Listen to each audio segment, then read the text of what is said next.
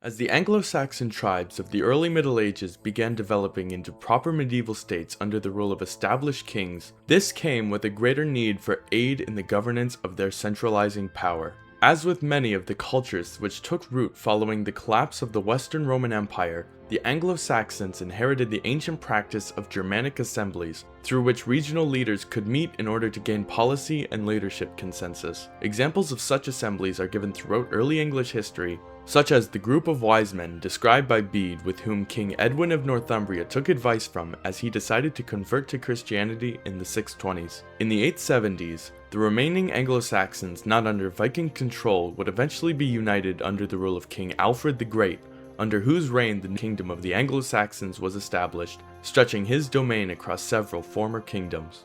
The need for help in the governance and policy direction of his enlarged domain, combined with the changing nature of English kingship during his reign and that of his 10th century successors, would lead to the establishment of a council of the kingdom's foremost secular and religious powers, the Witan. The Witan, a word meaning wise men, gradually came into being as a proper political force beyond the earlier assemblies during the 9th and 10th centuries, as divisions of land and the ealdormen who controlled them became uniform across a united English kingdom. The far reach of English power became so extended across Great Britain by the rule of King Ethelstan that national assemblies became necessary in order to help in keeping power and allegiance from the lords far from the royal power centers. While starting off during Alfred's reign as merely a group of the most powerful ealdormen, thanes, and bishops, which sporadically came together when they could afford to temporarily leave their often invaded lands, the growth of the body over time to include groups like abbots and members of the direct royal family allowed it to gradually morph into a proper institution of England, establishing itself by the end of the Anglo-Saxon period in the mid-11th century into an integral and recognized aspect of governance. This elevation of the Witan was caused by the turmoil of the reign of King Ethelred the Unready, who was deposed by the invading King Sweyn of Denmark. Sweyn died after a few weeks, however, and it was the Witan that gave Ethelred his crown back on the condition that he would become a better king, illustrating the amount of influence that the magnates of England had grown to wield through the Witan. Apart from occasionally serving as kingmakers rather than the usual rubber stamp for succession within the royal family, the Witan had many duties and powers at different periods of time as advisors to the king, such as acting as arbitrators in disputes amongst the nobility, giving consent for new taxes such as the Danegeld, the announcement of the royal will, and many others. For example, the Witan was later said to have approved the division of West Saxon bishoprics during the reign of Edward the Elder, resulting in the creation of several new sees, indicating a level of religious oversight. One of the primary duties of the Witan was advising on and reworking proposed royal law codes, with this tradition extending back to the creation of the earliest preserved English law code under the 7th century King Ethelbert of Kent,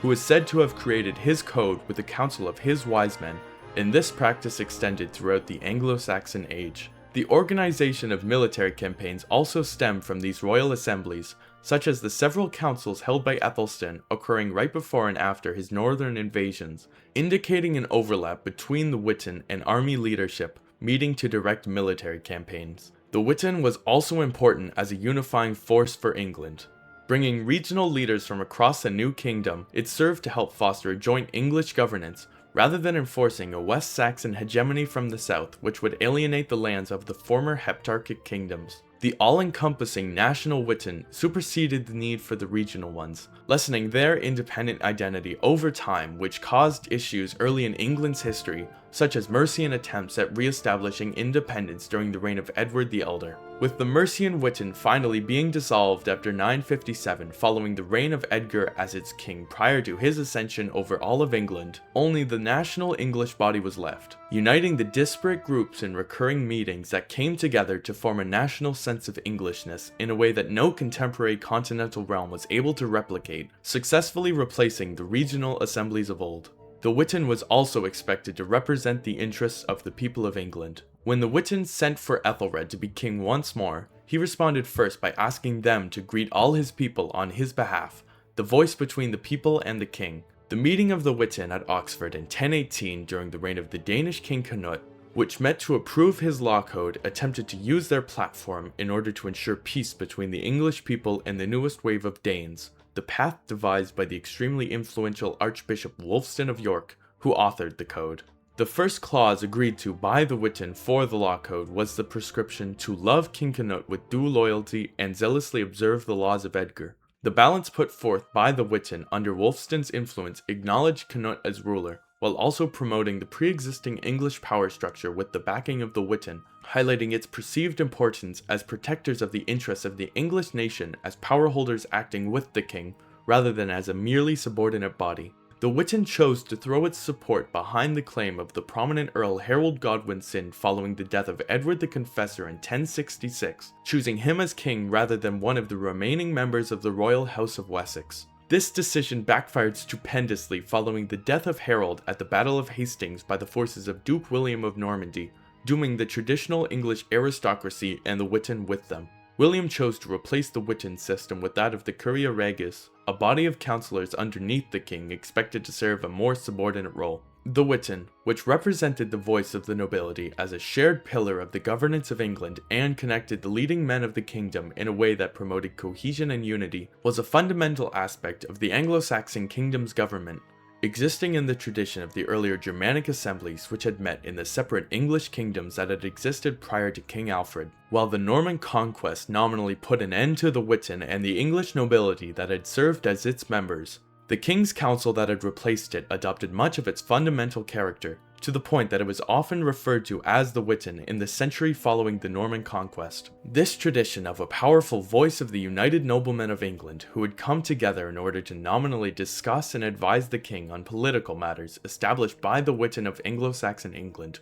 would continue on throughout the Middle Ages, eventually leading to the creation of the English Parliament in the 13th century. While the level of its power in relation to that of the king ebbed and flowed with the power of the monarch, and perhaps not representing a perfect egalitarian society, it always existed as an integral role in the governance of a united English kingdom, the nobility and clergymen who populated the assembly putting aside their regional differences in order to come together as leaders of a united England.